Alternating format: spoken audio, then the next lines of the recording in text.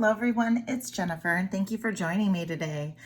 I just had a reminder that I had demonstrated how I made this bracelet, did not demonstrate how I made this clasp and the connector, and one of my viewers had asked for me to show a video on how I did this. So I'm going to go ahead and record that video now for you, and hopefully this was the first one I made, and so hopefully I can get it to turn out just right.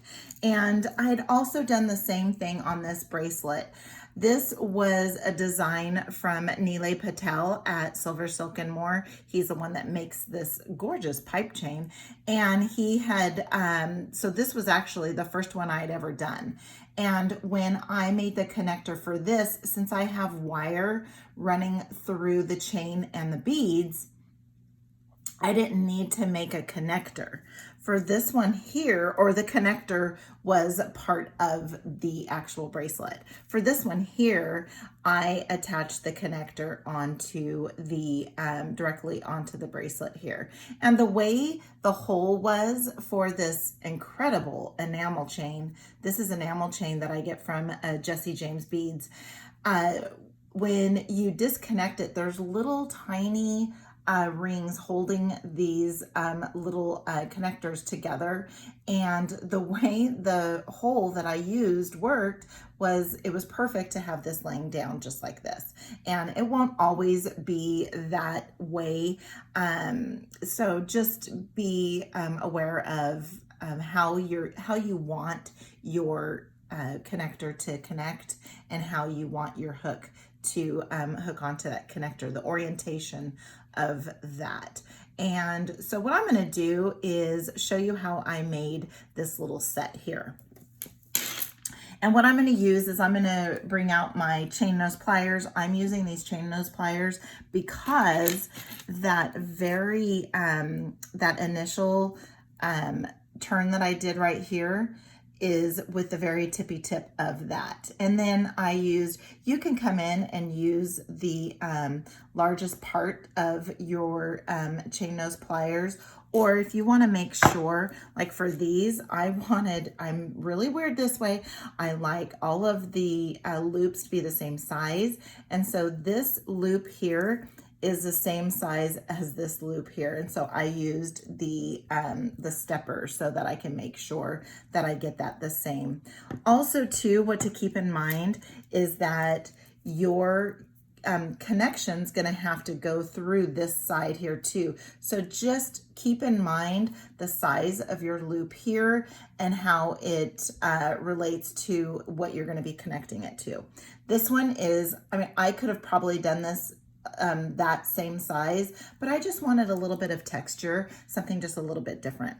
So I also have my bell making pliers just in case, because I think I used, nope, I didn't use bell making. Oh, I might have used bell making pliers. Yep, I used bell making pliers for this one here and for this one. So this is the small bell making pliers from Beadalon, and then you also can use your stepper. What I like about the bell making pliers is, for one thing, you don't have all these other steps in the way, which that's fine. And I use this often. I probably use it about the same that I use my bell making pliers, but there's a small and then there's a large. And so we're only going to be dealing with the small one today. I have some chain nose pliers, probably going to use maybe even some wider chain nose pliers. These are Xuron tools, and I really like them. I like how they feel. Their handles are really nice too. And I have some flush cutters. These are Vitronics, and these are just really good. They get in really close to the base of whatever I'm cutting, and they just work really super well. Then we're going to be using some Beadalon wire. I did this using some 22 gauge. You can use 20 gauge, but in this technique, with the folding over, with the 20 gauge, it might not go so well. I haven't tried it with the 20 gauge. I have used a 22 gauge or 18 gauge when not using the loop. When not doubling it up like this. All right, so let's get the tools aside. And since this is a large spool, I always put my wire back through here because I don't like it all unraveled or anything. So what I did was I took just one wrap around the spool and cut that off. And so we'll go ahead and do that. And so this is, let me get you an exact measurement. It's about 8.5 inches.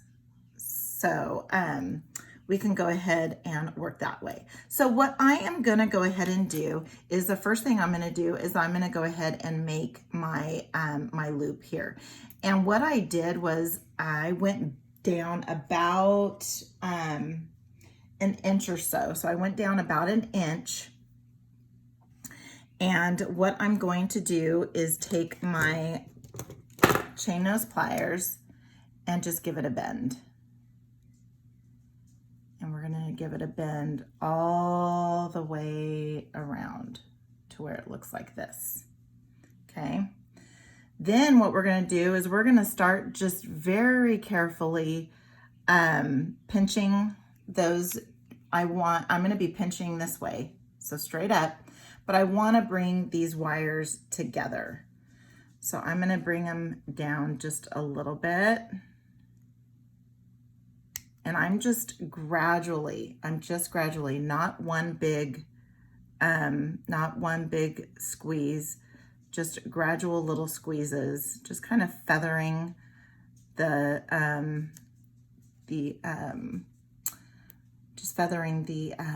chain nose pliers just a little bit, just to get it to where it's closed up. And you can get it as close as you want. And then what I'm going to do now is I'm going to go ahead and make that first little loop. And we're going to go ahead and just at the very tippy tip of your chain nose pliers, or round nose pliers, just go ahead and give that a little turn. And for me, you can see my round nose pliers are kind of separating out a little bit because this is, it's pretty thick. And then let's go ahead and just get that evened up just a little bit so that it is like this, okay?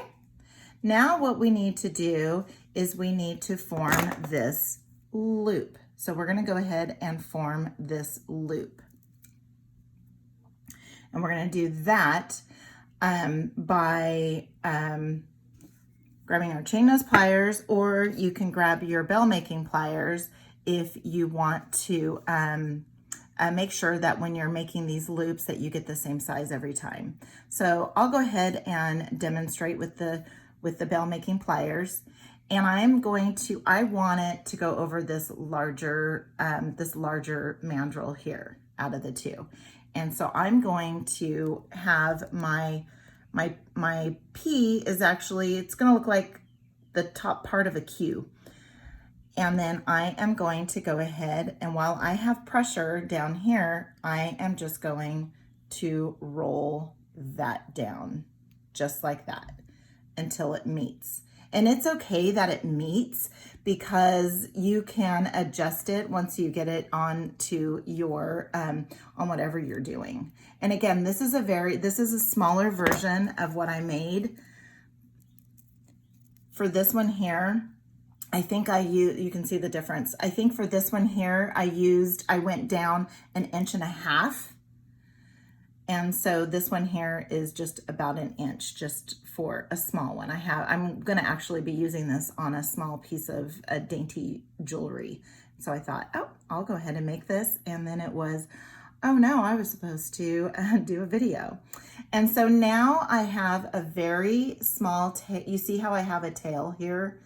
And what I want to do is I want to I'm gonna make my loop here, and then my wraps are gonna go over that tail, which is like a Danielle Wicks.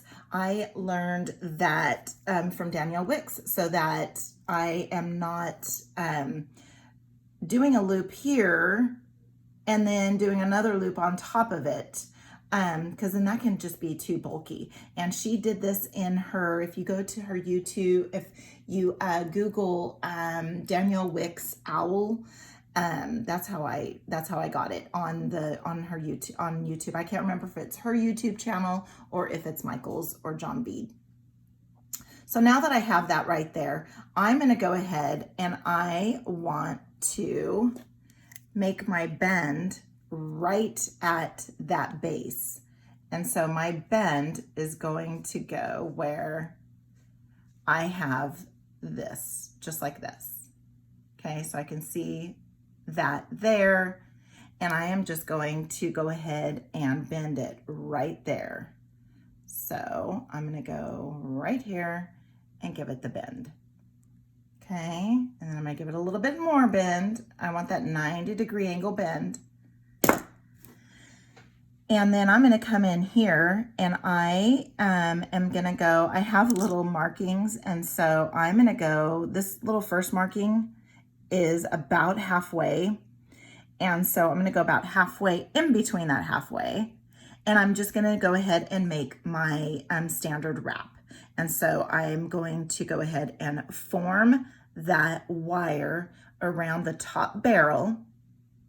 Then I'm just going to hold on to this here, let go of my pliers just a little bit to separate, so that I now have my palm facing this way and I can swoop this tail around this side. And if you look, it's not centered at all. So now I'm just going to roll my wrist until I can get that centered. And where I'm wanting to center it is on the in between both, because once I wrap, then we're going to have that piece included. Now this is where it gets a little tricky. This is where you could actually even do your loop up a little bit lower, so that you can make sure that maybe the tail is hanging out a little bit and you just have to trim off the tail. So if you're using a thicker wire, I would suggest probably having that tail go out all the way onto the other end, just because it's thicker and you might not be able to maneuver it as well to grab that tail there. And you can make your loops, again, if you wanted your loops to be, if you didn't want that long of a neck here, you can just adjust it. Then I am going to actually snip this off the tail as it's coming directly out, so that I don't want my tail to show up here, because that is how it's going to lay on my wrist. But I also don't want it back here where even if I tuck it in, it could poke out. So I'm just going to go right to the end here, and I'm going to come in and I'm going to actually give it a straight cut. A lot of times I like to cut at an angle, just so that I can get it all nice and tucked in nicely. But for this one here, I'm just going to give it a straight cut. And there's my cut. And then I have that little piece sticking out. So then what you can do is hold on to your loop, or hold on to your component by your loop, and then just carefully, again, we're just carefully feathering that down, just because you do not want to distort that part, because you have it all nicely side by side. And you're just gonna kind of barely just push on it a little bit, so that you do not distort this nice line that you have going on. And that's not the prettiest. I'm gonna try and fix that a little bit. I've got this going away from my face, and so I can't see it. I'm not at my normal angle here. Okay, so it's not rubbing, nothing's showing, everything looks good. So now we have that piece. Okay, so let's go ahead and make this component. Let's make this component so that whether you attach it directly to your chain, or if you're going to use jump ring. And I am going to go ahead and use this rest of my piece of wire here. Okay, so I have about 5 inches left to go ahead and make this piece. And I did this, again, Danielle Wick style, where I am not going to be I'm not going to be wrapping halfway using this tail and halfway using the tail from here. I am just going to use one tail. We are going to bring back in our small bell making pliers, and we have our chain nose pliers and our round nose pliers, but we're just going to go ahead and use our bell making. And I'm going to go down probably about 1.5 inches. Yep, it's 1.5 inches, and give that bend, that 90-degree angle bend, okay?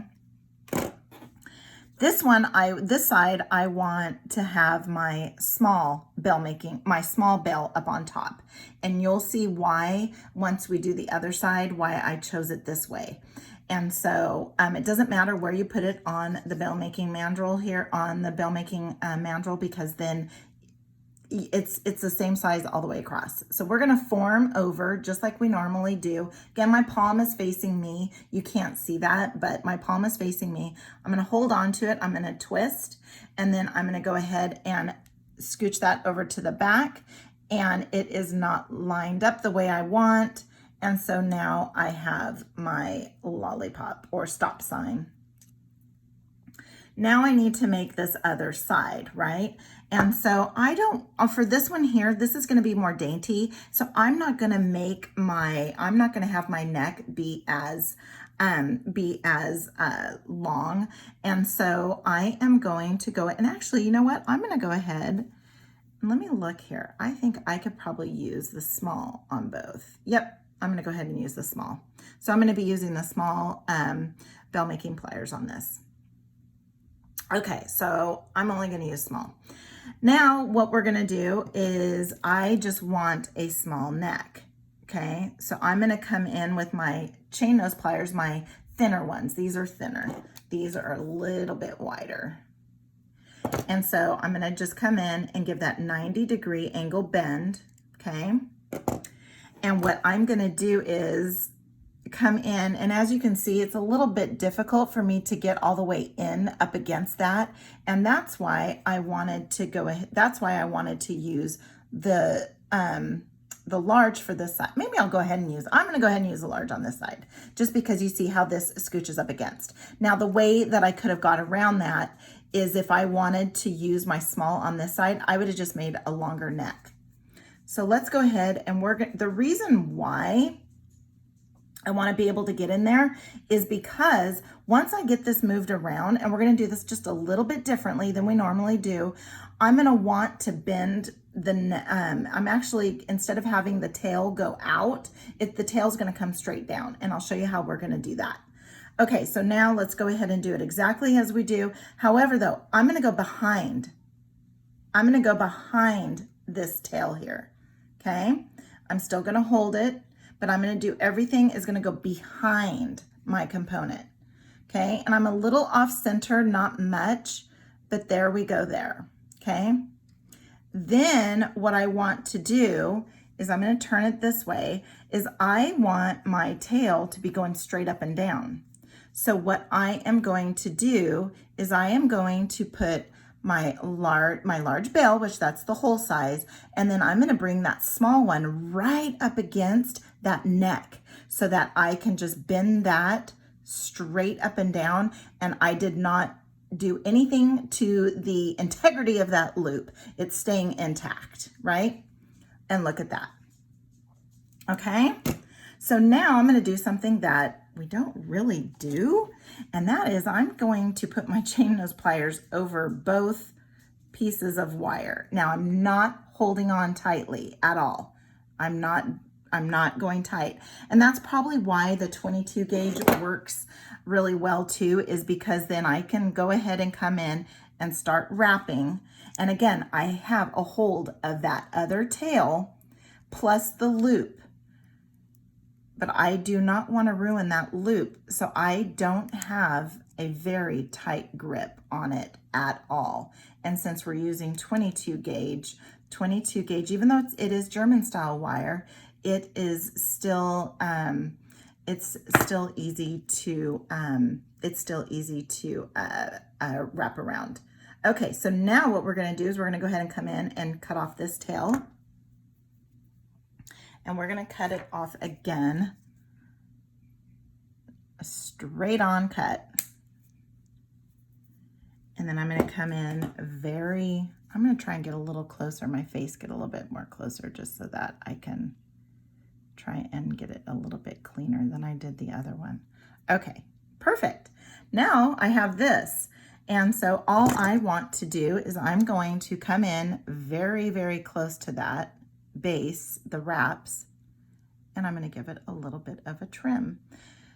And unfortunately, I can't completely see because I can't get it up next to my face, but I'm going to come in and just give it a little bit of a trim. All right, and now we have the component. And again, you can come in and get a little bit closer. I can see it through here. I know that these will get closer. I just have to be able to get my face closer to that. There we go. And I did not cover it and it went flying. Okay, so now you can either use this as the piece, which that's how I'm gonna do it, since these other two loops are the same size, and then we're gonna go like that. So now you have yourself your hoop or your loop to attach your hook, I should say your hook, and then you also have an additional component to use rather than just using a jump ring. Let me zoom in a little bit so that you can see, and there you have it. So thank you. I can't remember off the top of my head who asked for this. It could have been Vicky or Cindy. I can't remember who did, but this video was for you. And thank you for asking for me to show the demo on how to do this. I also have where I made some bails. And so the bail video is my most popular video of all videos. I think it's over 2,000, which isn't a lot for some people, but for me, that's huge. And so I could not believe how many people were viewing that. And so I hope to get the same out of this one too. And so here we have it. We have this gorgeous hook here, and basing it off of this one here, and using some techniques that I learned from Neelay Patel as well as Danielle Wicks. So if you like this video, please give it a huge thumbs up. Comment. I always want to hear what everybody has to say, and subscribe if you haven't done so already. And until next time, have a good one.